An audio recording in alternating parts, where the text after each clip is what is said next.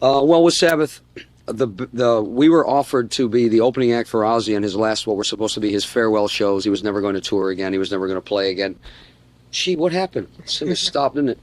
Um, I didn't want any part of that. I had stopped being in my own band in Dio.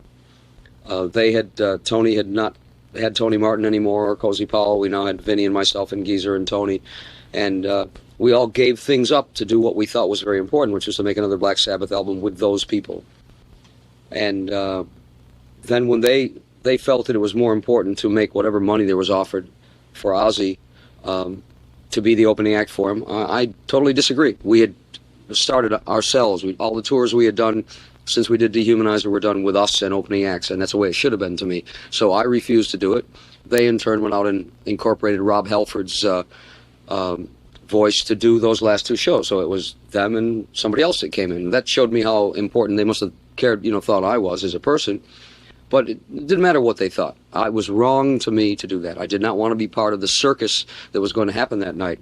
And that circus was for them to not only be the act that went on before Ozzy, and then after Ozzy, for them to get together again with Bill Ward and Tony and Geezer and Ozzy, which is what they did. And then they announced that they were going to have a reunion.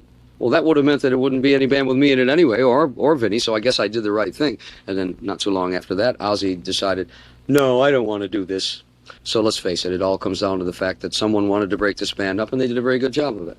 That's what happened. And all a bunch of political mumbo-jumbo, things that shouldn't have happened, but they did.